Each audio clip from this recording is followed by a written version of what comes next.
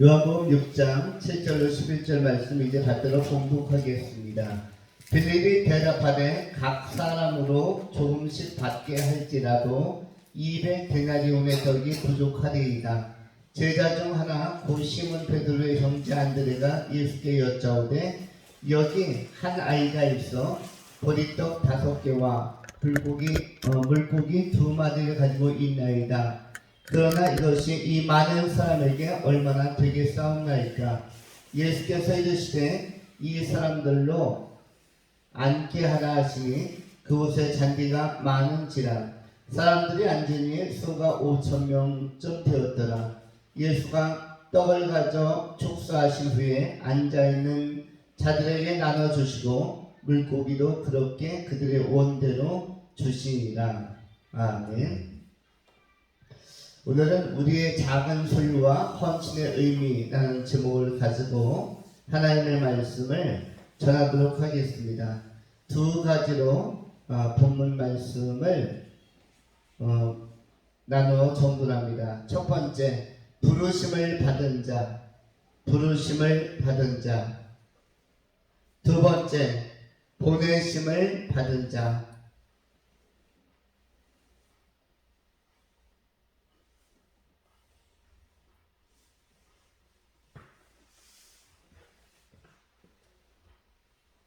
이렇게 부르심을 받은 자와 보내심을 받은 자를 나누어서 본문을 상고하도록 하겠습니다. 먼저 부르심을 받은 자에 관한 말씀입니다. 예수님께서 이렇게 질문을 하셨습니다. 요한복음 6장 5절에 예수께서 눈을 들어 큰 무리가 자기에게로 오는 것을 보시고 빌립에게 이르시되 우리가 어디서 떡을 사서 이 사람들을 먹이겠느냐 하시니 이렇게 말씀하시면 친히 어떻게 하실지를 아시고 빌립을 시험하고자 하심이라. 빌립이 대답하되 각 사람으로 조금씩 받게 할지라도 200데나리온의 떡이 부족하리이다. 예수님과 빌립 사이의 대화입니다. 예수님께서 산에 올라서 말씀을 전파하고 천국의 복음을 소개하려고 할 때 사람들이 시장길을 느꼈습니다. 아마 식사 시간이 가까운 모양이었습니다. 5,000명 이상의 사람들이 이 산에 올라와서 그 높은 데까지 땀을 뻘뻘 흘리면서 올라와서 말씀을 듣고자 한 것입니다. 산에 오르다라는 것은 굉장한 결단을 하고 올라온 것이죠. 그래서 의지적으로 예수님의 말씀을 주목하고자 또는 깨닫고자 청종하고자 마음에 새기고자 따라 올라온 것입니다. 그냥 단순히 평지에서나 노지에서 들은 말씀이 아니라 그 말씀 듣기 위하여 선포하는 자가 계신 산에까지 올라온 것이었죠. 그 가운데서 대표적으로 예수님을 따라서 예수님의 가장 가까이에서 직접 예수님의 모든 행적과 말씀하심을 기록하고 기억한 사람들이 있었는데 이 사람들을 바로 사도라고 이야기합니다. 그 가운데 오늘 본문에 사도 몇 명이 소개되는 것입니다. 빌립과 안드레가 우리가 읽는 본문에 소개되고 있습니다. 사도는 아포스톨로스라고 이야기합니다. 사도하면 헬라어로 아포스톨로스. 부르심을 받은 사람들 또한 동시에 보내심을 받은 사람들이 사도인데 오늘날 우리 성도들도 사도적 영성을 가진 사도적 정신을 계승하는 그러한 성도라고 할 수가 있습니다.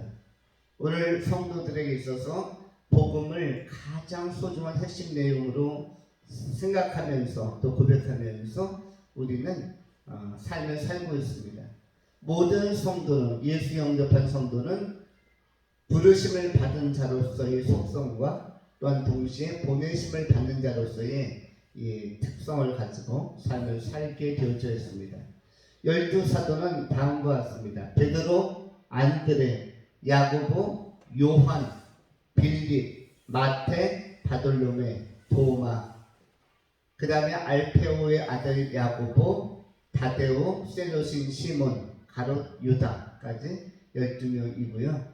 가룟 유다가 나중에 탈락해서 마지막에 신앙관리를 잘못해서 마띠아로 12사도가 교체되는 사건이 발생합니다. 가룟 유다의 사례를 들으면 우리는 그 무엇을 교훈을 얻을 수 있는가? 마지막까지 신앙생활을 잘해야 한다라는 것을 깨닫게 됩니다. 신앙생활은 처음도 중요하고 중간도 중요하고 마무리도 중요한데 신앙에서 가장 중요한 것은 마지막까지 최선을 다해서 잘 믿어야 된다는 것이죠. 누구처럼?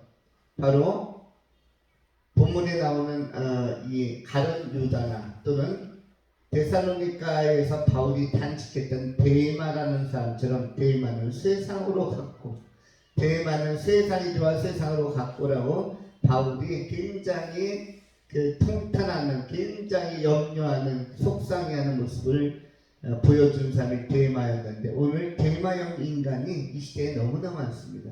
세상으로 가는 사람들, 세속화된 사람들, 데마적 인간이 너무나 많고 그 다음에 마무리가 나쁜 가룟 유다적 마무리를 하는 사람들도 너무나 많은 것입니다. 우리는 우여곡절을 겪더라도 베드로처럼 좌충우돌을 한다 할지라도 결국은 마무리가 좋은 사람으로서의 그러한 사도적 자아상을 가지고 사도적 정체성을 가지고 부르심 받은 자의 소명을 잘 감당해야 할 것입니다. 부르심을 받은 자, 오늘 본문에 나오는 빌립도 부르심을 받은 자요, 안드레도 부르심을 받은 자입니다. 부르심이라는 것은 영어로는 콜링, 이펙트 콜링, 아주 효과적인 부르심, 다른 말로 표현하면 비전이라고 표현할 수도 있는데 이것은 소명이라는 것입니다. 무엇으로 불렀는가? 하나님 두 가지로 우리를 불렀습니다. 첫 번째는 하나님의 사람으로 불렀고 두 번째는 하나님의 나라의 백성으로 부른 것입니다. 하나님은 우리를 불렀는데 왜 불렀는가? 첫 번째는 하나님의 사람으로 온전케 하기 위하여 하나님의 선한 일에 쓰임받도록 하나님께서 우리를 불렀고 동시에 하나님의 백성으로서 하나님의 통치 아래서 하나님 앞에서 예배적 응답을 하며 하나님과 동행할 수 있는 자로 하나님의 시민으로서 우리를 부르는 것입니다. 부르신 하나님은 우리에게 철저한 관심을 가지고 계십니다. 졸지도 주무시지도 아니하시고 모든 초점과 포커스를 바로 우리에게 집중하고 있습니다. 우리가 때로 삶의 의식을 놓고 또 삶의 목표와 목적을 벗어나서 살 때가 많은데 하나님이 나를 주목하고 있기 때문에 우리가 영적인 자세를 수시로 때때로 바로잡을 필요가 있습니다. 나는 하나님의 시야에서 단 한 번도 벗어나 본 일이 없다. 하나님께서 나를 선택하고 나를 지명하여 부르시고 내가 너를 지명하여 불렀나니 너는 내 것이라. 우리 주님께서 우리를 지명하여 부르시고 나서 그 이후로 현재까지 하나님 한 번도 하나님의 시야에서 우리를 놓쳐본 일이 없고 하나님은 마치 레이더 추적 장치처럼 우리에 대하여 끊임없는 관심을 가지고 계십니다. 그래서 하나님에 대한 관심을 소홀히 하는 것이 우리 자신이지만 그러나 하나님 우리를 선택하시고 지명하신 하나님은 한 번도 우리에 대한 관심을 떼어놓거나 아니면 방기하거나 방치하신 일이 없습니다. 그렇다면 하나님께서 아직도 촉각을 곤두세우고 우리에게 집중하고 있다면 우리도 이제 다시 영적 분위기를 환기시켜서 하나님께 집중할 필요가 있습니다. 지금은 하나님께로 돌아갈 때고 하나님께 집중할 때요 하나님 앞에 다시 영적인 초점을 맞추며 살아가야 하는 것입니다. 베드로나 안드레나 또 요한이나 성경에 나오는 12사도 대부분의 삶은 결국은 예수 안에서 예수 그리스도 안 닮은 상태로 출발했다가 예수를 철저히 닮는 모습의 변화를 경험한 사람들로서 이 변화의 폭이 굉장히 크고 넓은 것을 증명해 준 사람들입니다. 예수 믿으면 어디까지 변할 수 있는가의 가능성과 진폭, 그 범위를 굉장히 광범위하게 보여주는 사람들이 바로 사도들입니다. 예수 믿었는데 저렇게 혁명적으로 바뀔 수가 있고, 예수 믿는 것이 어떻게 저 사람을 저렇게 놀라울 정도로 경이로울 만큼 바꿀 수 있는가. 베드로, 그야말로 물고기 낚는 어부에 불과했던 베드로를 위대한 사도로, 베드로 전후서를 기록할 만한 사람으로, 또 굉장히 성격이 다혈질인 것으로 알려졌던 보아너게 우리의 아들이라고 했던 요한과 야고보를 사랑의 사람으로, 그리고 예수님의 정신이 깃든 예수님의 정신으로 가득한 요한복음을 쓰고 요한 1, 2, 3, 4를 쓸 수 있는, 요한계시록을 쓸 수 있는 수준까지 바꾸어낸 것은 바로 이 복음의 능력, 복음의 혁명, 우리 주님께서 그들의 존재를 철저히 바꾸어내신 것입니다. 하나님은 우리를 부르실 때에 이렇게 베드로처럼 요한처럼 확실한 변화를 목적으로 부르셨다. 존재의 변화가 누구처럼 나타나는 것이 정성이냐면 바로 사도들처럼 나타나는 것이 정성입니다. 사도들 너무 평범한 12명이었지만 그들의 변화의 폭은 굉장히 크고 혁명적이고 기적적이었습니다. 전혀 변화될 것 같지 않은 사람들이, 그들이 생각마저, 사고방식마저, 사고체계마저 철저하게 예수 그리스도의 방식과 사고체계로 동화되고 전환되고 이렇게 성숙된 것을 잘 보여주고 있습니다. 또한 이들은 현재 어디에 있는가? 바로 하나님의 나라에서 영광 가운데 하나님의 시민으로서 우리가 지상에서 예배하는 이 시간에 그들은 천상에서 하나님을 예배하고 있습니다. 12 사도들이 얼마나 하나님의 나라에서 영광 가운데 있고 칭찬과 명성 가운데 또 풍성한 상급 가운데 있겠습니까? 베드로가 누릴 풍성, 요한이 누릴 풍성, 빌립이 누릴 풍성, 바울이 누릴 풍성, 그 풍성함과 명성과 칭찬이 하나님 나라에서는 놀라울 정도일 것입니다. 그 상급이 대단할 것입니다.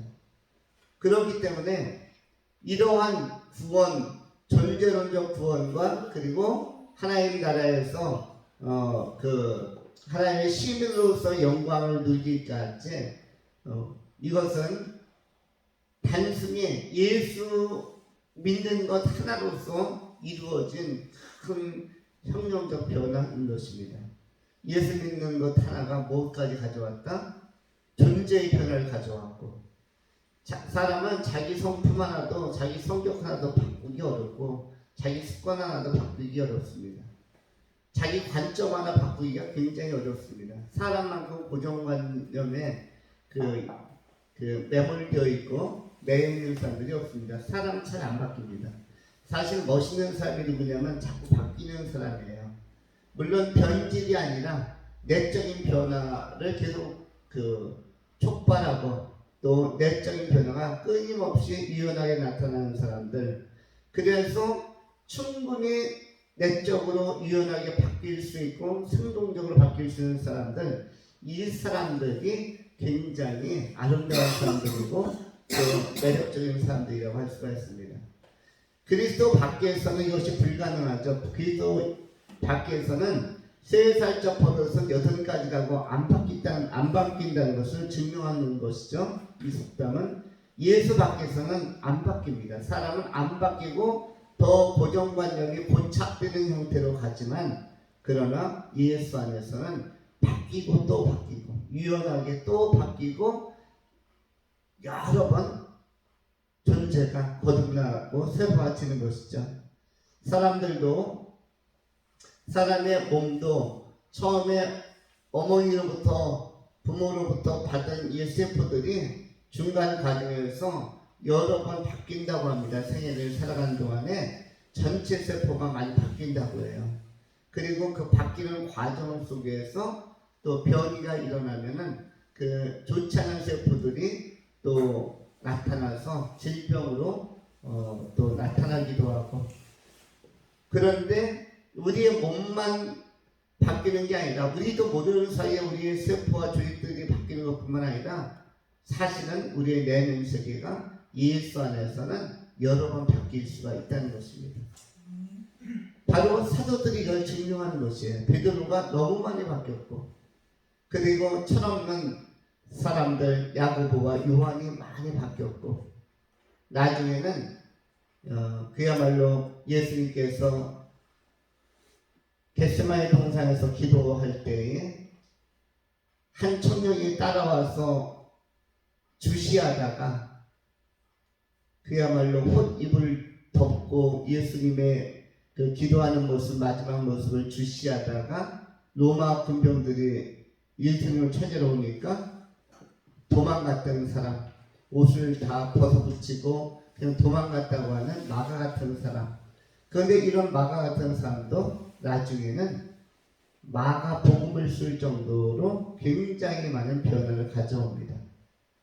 마가 하면은 누구와도 갈등이 있었던 사람이죠. 바울과도 갈등이 있었던 사람이죠.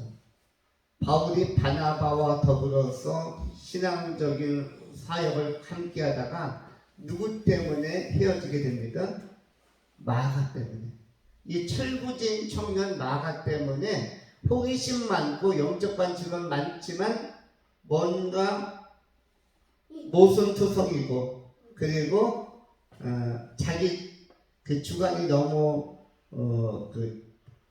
특별하고 자기 소견을 따라서 감정적으로 움직이는 마가 때문에 사건도 많이 발생하지만 또 겁이 많아서 군병들과 대제사장들 찾아오니까 또 도망가기도 하고, 청년이면은 예수님을 지키기 위하여 베드로는 칼을 뽑았지만 마가는 몽둥이라도 하나, 소나무 뿌리라도 하나 가지라도 꺾고 가지고 와서 로마 병정과 대항할 수 있는 사람이 되어야 되는데, 이 청년 마가가 그런 그 예수님을 호위하거나 보호하는 적극적인 행위를 하지 못하고 도망을 갔다라고 기록을 합니다. 이와 같이 예수님의 그 주변에서도 연약한 자였고 바울의 사역에서도 많이 부족한 자였으나, 그러나 여러분 놀라운 것은 사복음서 중에서 제일 먼저 쓰여진 성경이 어떤 것이죠? 사복음서 중에 제일 먼저 쓰여진 복음서. 편집상은 마태가 처음에 나오고 마가가 나오고 누가가 나오고 요한이 나오는데, 그런데 제일 먼저 쓰여진 그 복음서는 어떤 복음입니까? 마태, 마가, 누가, 요한 중에서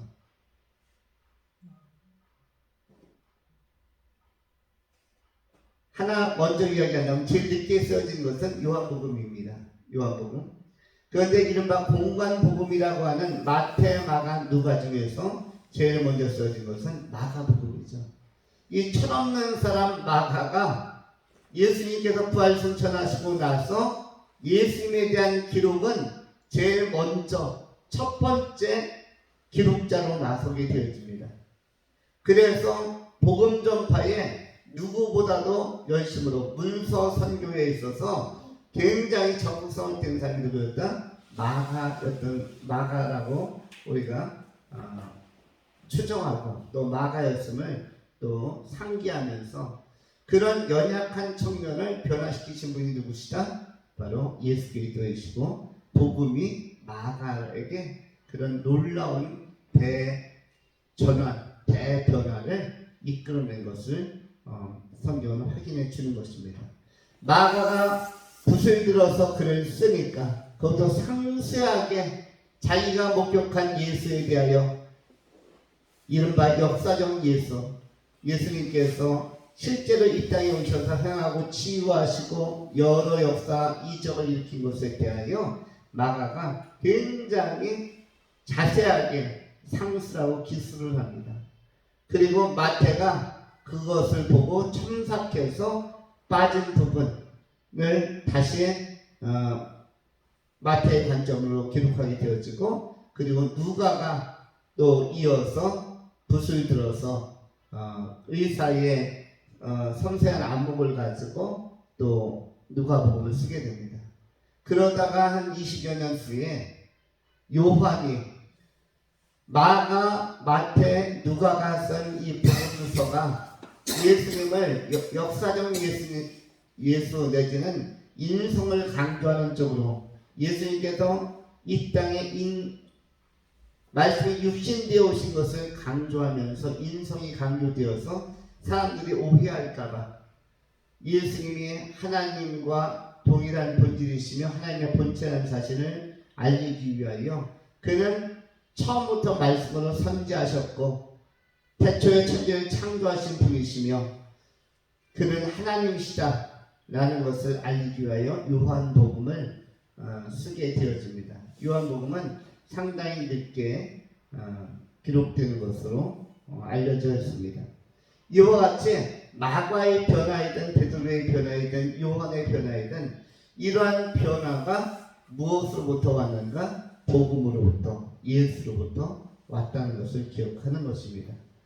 우리 또한 오늘날 예수 그리스도로 말미암아 부르심을 받은 자이기 때문에 하나님은 우리 안에서도 존재의 변화를 마가 이상으로 기대하고 있는 것이고 요한 이상으로 기대하고 있는 것입니다. 우리도 여러 번 우리의 내면 세계가 바뀌고 성품과 인격까지 우리가 품성까지 바뀌는 그런 위대한 혁명적 대변화가 내적으로 임해야 할 것입니다. 성령께서 이것을 도와주실 것이며 또한 우리가 이러한 거룩한 부르심의 존재의 변화에 계속적으로 참여해야 할 것입니다. 그리고 하나님은 어디로 부르셨다고 했죠? 하나님의 나라의 시민으로서 빌립보서 3장에 기록된 것처럼 우리의 시민권은 이 땅에 있지 아니하고 이미 하나님의 나라에 있다라고 선포하고 있습니다. 우리가 하나님의 나라의 시민이라는 사실, 하나님의 나라의 시민으로서의 자의식을 마음에 잘 새기면서 우리가 이 땅 속에서 위에 계신 하나님을 바라보고 우리가 이 삶에 관한 모든 시제를 갖다가 우리가 네 가지로 나누었죠. 어거스틴은 세 가지로 나누었는데 잘 아시는 것처럼 어거스틴은 역사와 시간이라는 그의 어떤 논제를 소개하면서 삶이란 시간이란 영혼과 시간, 하나님 나라의 영원성과 이 역사 내부 안에서의 시간은 이렇게 설명할 수가 있다. 과거로서의 현재, 현재로서의 현재, 미래로서의 현재, 미래로서의 현재까지 이야기했는데, 그런데 우리가 더 생각하는 것은 영원으로서의 현재를 생각하면서 우리가 하나님 나라의 그 영광에 언젠가는 흐름이 없는 시간에 그 추이가 없는 시간의 변동이 없는 현재를 영생토록 경험하게 될 것입니다. 그 영광의 나라에 하나님의 시민으로서 들어갈 때까지 이 땅에서의 부르심의 사명을 잘 감당하는 사도적 영성을 갖춘 이 아포스톨로서의 영성을 갖춘 귀한 성도님들이 다 될 수 있기를 축원합니다.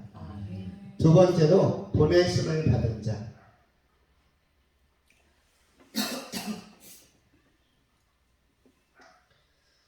오늘 본문에는 굉장히 그 작은 보리떡과 물고기가 9절에 한 아이로부터 전달이 되어집니다. 8절에 제자 중 하나 그 시몬 베드로의 형제 안드레가 예수께 여짜오되 여기 한 아이가 있어 보리떡 5개와 물고기 2마리를 가지고 있나이다. 그러나 그것이 이 많은 사람들에게 얼마나 되겠었나이까. 예수님께서 이 보리떡 5개와 물고기 2마리를 가져온 아이를 보면서 이 작은 헌물, 작은 헌신, 작은 드림에 대하여 이것을 무시하거나 간과하지 않으셨습니다. 우리의 굉장히 작은 것들이 예수님에게 전달되는 그 순간에 그것은 엄청난 영향력과 증폭, 그리고 그것을 가능케 하는 것은 본문에서 11절에 축사라는 단어로 나타나고 있습니다. 예수께서 떡을 가져 축사하신 후에 앉아있는 자들에게 나눠주시고 물고기도 그렇게 그들의 온대로 주시니라. 축사라는 단어가 나오고 있는데, 축사라는 단어는 헬라어로는 유카리스테오라는 단어입니다. 유카리스테오라는 것은 뭐냐면 하나님께 감사하다, 감사의 표시를 하다, 하나님 앞에 감사하는 마음으로 축복하는 것입니다. 우리가 이 땅을 살아가면서도 범사에 감사하라라는 그런 교훈을 받습니다. 항상 기뻐하고 그리고 쉬지 말고 기도하며 동시에 범사에 감사하라. 축사는 특별히 누구에게 감사하는 것인가? 하나님께 적극적으로 감사를 표시하는 것입니다. 우리가 감사할 일이 참으로 많지만 그 감사의 방향과 소재, 감사의 주체가 누구인가, 감사가 어디로부터 오는가를 우리가 확실히 알 필요가 있는데, 그것은 하나님께로부터입니다. 모든 것이 하나님께로부터 왔으며 참으로 좋은 일은 다 하나님께로부터 온다, 하나님께로부터 왔다는 사실을 내가 표시하는 것이 중요합니다. 내 입술로 표시하고 그리고 내 몸으로, 내 행위로 그 감사를 표시하는 것이 대단히 중요한데, 이 놀라운 은총, 이 놀라운 은혜, 이 좋은 현실, 이것은 누구로부터 오는가, 어떤 방향으로부터 오는가? 우연이 아니라, 운이 좋아서도 아니라 하나님께로부터 온다라는 사실을 꼭 기억하고 우리가 표현할 필요가 있습니다. 하나님 앞에 우리가 끊임없이 표현하는 자로서 삶을 살아갈 필요가 있습니다. 우리가 정말 사랑하면 사랑을 표현하게 되어지고, 사랑하는 사람에게는 어떤 형태로든 표식과 표현과 그 선물이든 말이든 뭐 글이든 표현을 하게 되어 있습니다. 또는 눈빛으로 표현하든 정말 사랑하면 표현을 하게 되어져 있죠. 우리가 이 표현을 누구에게 해야 된다? 본문에 나오는 축사라는 것은 하나님께 표현하는 것을 축사라고 하는 것입니다. 유카리스테오는 하나님께 감사하다, 하나님 앞에 감사의 뜻을 표시하다, 표현하다 라는 뜻입니다. 이렇게 작은 물질이지만 이것이 하나님 앞에 감사함으로 표현되어질 때 누구에 의해서? 예수 그리스도에 의해서, 예수 그리스도로 말미암아 이 작은 것이지만 하나님 앞에 감사로 표현되어질 때 이것이 놀라운 진폭력과 증식력, 놀랍게 확장성을 가지고 5,000명을 먹일 수 있을 만한 풍성함으로 나타나게 되어집니다. 우리가 이 세상을 살아가면서 우리가 이러한 것들을 많이 경험하게 되어지는데, 하나님은 우리를 선한 청지기로 삼으시고 참으로 좋은 것들, 귀한 것들을 많이 주셨습니다. 그런데 이 모든 선한 것들이 다 하나님께로 온 것이고, 우리는 청지기로 태어나 빈손으로 출발했음에도 불구하고 굉장히 아름답고 선한 것들을 하나님이 다 선물로 주셨는데, 우리가 어떠한 자세를 가지고 이 귀한 것들을 받을 필요가 있느냐면 바로 축사하는 자세, 하나님 앞에 감사를 제대로 표현하는 자세로 살아야 합니다. 이런 것을 갖다가 다른 말로 바꾸면 헌신이라고 하는 것입니다. 헌신된 그리스도의 제자들, 헌신된 하나님의 백성들이 꼭 이 땅에서 일어나야 하고, 또 우리 하나님께서 그러한 헌신된 그리스도인들을 오늘날도 찾고 계신 것입니다. 이러한 사람을 뭐라고 표현할 수 있냐면 동시에 헌신된 그리스도인들을 보내심을 받은 자라고 할 수가 있습니다. 보내심을 받다라는 표현에 어울리는 단어는 미션입니다. 아까 존재로 부르심을 받은 자는 비전이라고 표현했다면 보내심을 받은 자의 삶은 미션, 또 미셔너리 이렇게 표현할 수가 있는데 우리는 그리스도의 편지로서, 그리스도의 향기로서, 그리스도의 군사로서 세움을 받고 부르심을 받은 존재입니다. 고린도후서 2장에 성경은 이렇게 성도를 소개하고 있습니다. 고린도후서 2장 12절부터입니다. 내가 그리스도의 복음을 위하여 드로아의 이름에 주 안에서 문이 내게 열렸으되 내가 내 형제 디도를 만나지 못함으로 내 심령이 편치 못하여 저희를 잡더라고 마게도냐로 간도라. 항상 우리를 그리스도 안에서 이기게 하시고 우리로 말미암아 각처에서 그리스도를 아는 냄새를 나타내시는 하나님께 감사하노라. 우리는 구원 얻는 자들에게나 망하는 자들에게나 하나님 앞에서 그리스도의 향기니 이 사람에게는 사망으로 쫓아 사망에 이르는 냄새요 저 사람에게는 생명으로 쫓아 생명에 이르는 냄새라. 누가 이것을 감당하리요? 우리는 수고당한 사람과 같이 하나님의 말씀을 혼잡하게 하지 아니하고 곧 순전함으로 하나님께 받은 것 같이 하나님 앞에서와 그리스도 안에서 말하노라. 이 본문에는 성도를, 우리를 그리스도의 향기라고 표현하고 있습니다. 각처에서 생명력 있는 존재로 생명을 나타내는 향기로운 냄새, 향기로서 우리가 기능한다 라고 성도의 역할과 신분에 대해서 말씀하고 있습니다. 봄이 되었습니다. 이 봄은 많은 자연에 생동하는 나무들이 그리고 꽃들이 활짝 화사하게 피어나는 계절입니다. 야생화도 활짝 피어 있고 우리 교회만 해도 저 들어오는 입구에 수국이 피어 있습니다. 그리고 달리아도 피어 있고요. 또 중간중간에 크고 작은 꽃들이 피어 있습니다. 그런데 이 꽃들은 향기를 가지고 있습니다. 향기를 가지고 있죠.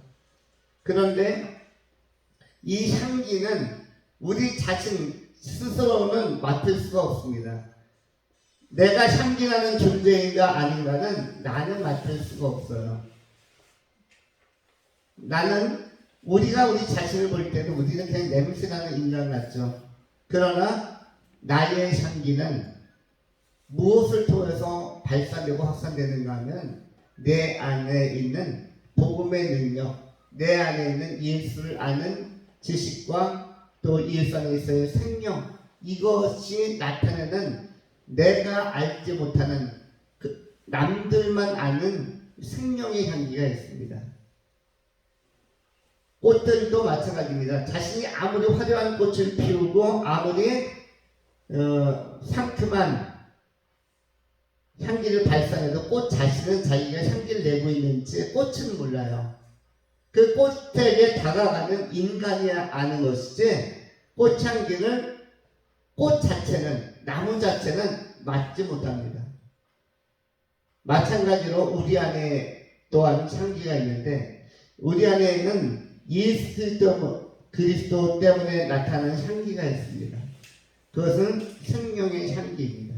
이 생명의 향기가 복음 안에 거하면, 특별히 성령 충만하여 더 기도하면서 정말 하나님의 영광 안에 거하면 이것은 주변 사람들이 맡고 또 맡는 것입니다.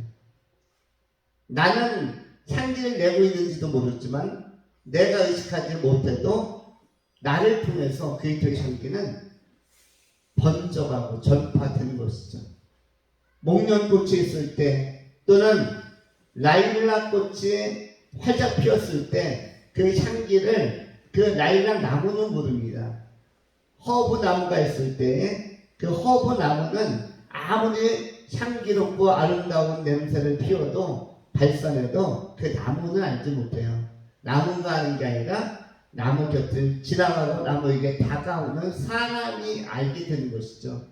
마찬가지로 우리가 하나님 안에서 기도하는 것이 무슨 의미가 있는가? 예배하는 것이 무슨 의미가 있는가? 내가 말씀을 읽는 것이 무슨 의미를 갖는가?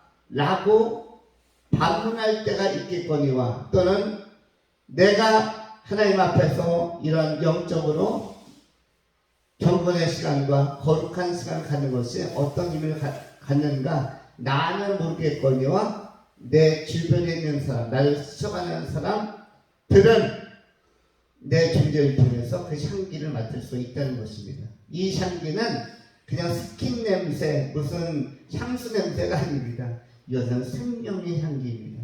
복음의 향기이고 영생의 향기이고 부활의 향기인 것입니다. 우리가 남은 생애 동안 보내심을 받은 자로서 보냄받은 모든 자리에서 발산해야 할 이 참 빛으로서, 빛의 아들로서, 빛의 딸로서, 빛의 사람으로서의 향기는 바로 복음 안에 있는 생명의 향기, 생명의 냄새를 우리가 가는 모든 삶의 영역에서 또 우리가 만난 모든 사람들에게 발산하고 또 전파해야 하는 것입니다. 이것이 짙은 향기로 진동하기 위해서는 우리가 그리스도 예수 안에 머무르는 시간이 더 필요한 것입니다. 성령 충만함을 받고 그리스도 안에서 머무르는 시간을 충분히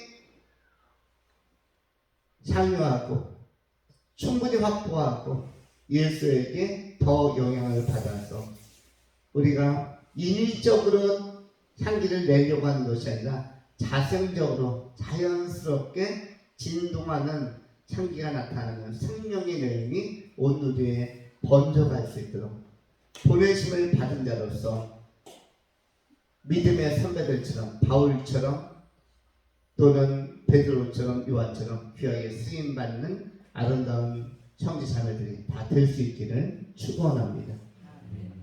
말씀을 맺고자 합니다. 우리는 나 혼자로서는 냄새나 향기를 낼 수가 없다. 마찬가지로 빛도 일어나 빛을 발산하고 싶어도 나 혼자로서는 빛을 낼 수 없는 존재입니다. 우리가 보통 발광체와 반사체를 이야기하죠. 태양은 발광체이지만 달은 뭐죠? 반사체라고 하죠. 금음달, 초생달, 반달, 보름달, 그것은 반사체입니다. 무엇의 빛을 받아서? 태양의 빛을 받아서 반사해주는 것에 따라서 반달이 되기도 하고 초생달이 되기도 하고 보름달이 되기도 합니다. 마찬가지로 우리가 얼마나 예수의 영향을 받는가, 얼마나 복음의 영향을 받는가, 얼마나 그 하나님의 말씀에 의하여 은혜의 영향력을 받는가가 참으로 중요하죠. 우리가 보석 가운데에서 오팔이라는 보석이 있습니다. 오팔이라는 보석은 그냥 보면 보석 같지 않고 돌멩이 같은데 사람의 손에 딱 들어오면, 손아귀에 들어오면 빛을 낸다고 합니다. 오팔이라는 보석은 누구 손에 들어가면은 사람의 손에 들어가면, 사람의 손아귀에 딱 들어갈 때 빛을 내기 시작하는 보석인데 그냥 사람의 손을 딱 떼어놓으면 그냥 돌멩이와 같은 보석 같지도 않아. 그거는 사람의 손으로 딱 잡으면 빛을 내는 그것이 오팔이라는 보석인데 특별한 보석이죠. 우리 존재도 스스로는 발광할 수가 없는, 스스로는 빛을 낼 수가 없는, 우리가 누구 안에 거해야 되는가? 예수 그리스도 안에, 하나님의 임재 안에, 하나님의 선존함에, 하나님의 은혜 안에 거할 때만 빛을 발할 수 있는 존재이다. 이것을 기억하면서 그리스도 예수 안에서 성령 충만하여 빛을 발하는, 예수 그리스도와 동행하는 그리스도 안에서 아름다운 내 존재로 세워져가는 귀한 성도님들이 다 될 수 있기를 축원합니다. 기도하겠습니다. 할렐루야. 자비하신 하나님 감사합니다. 우리를 그리스도의 향기로, 그리스도의 냄새로 생명을 발산하는 존재로 또 전파하는 존재로 세워주신 것을 감사합니다. 우리의 작은 헌신이 하나님 앞에 감사로 표현되어지고 그리고 작은 재능과 작은 결단들이 주님 앞에 상달될 때에 그리스도 예수 안에 있는 내 존재가 각처에서 귀하게 생명의 복음을 전파하는 일에 유익하게 쓰여지게 하여 주시고, 또한 남은 생애 동안 그리스도 안에서의 선한 영향력을, 복음의 영향력을 자연스럽게 나타내기 합당한 존재로 하나님 아름답게 준비되고 세워질 수 있도록 우리를 사용하여 주시옵소서. 감사드리오며 신실하신 우리 구주 예수 그리스도의 이름으로 축복하며 기도하옵나이다. 아멘.